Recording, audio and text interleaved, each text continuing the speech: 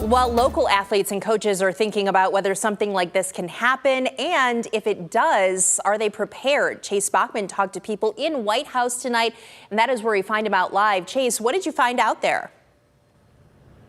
Well, Mel, we spoke with student athletes at Anthony Wayne. They say cardiac events aren't something they necessarily think a lot about, but if they do, first responders like the ones here at White House Fire Department are prepared for those exact scenarios. As a sophomore, Aiden Schmenk was at a basketball practice like usual, but 1 minute he started feeling lightheaded. I actually felt like I was going to pass out when in the trainers it started turning yellow. It was a really scary situation. Aiden was diagnosed with a heart defect.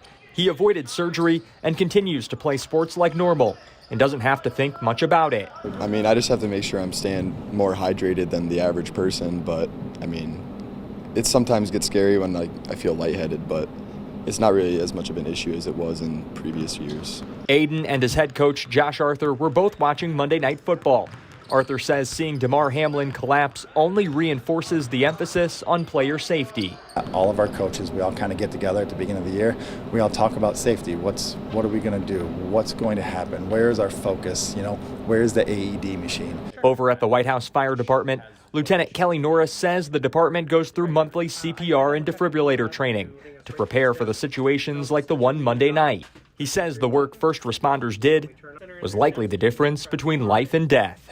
That early part was incredibly critical. The most important thing that we can do for anybody that's in cardiac arrest is immediate CPR, immediate hands-on chest compressions, and then as soon as we can get an AED on, in his particular case, he was possibly in that life-threatening arrhythmia, so that AED would be what would bring him out of that life-threatening arrhythmia.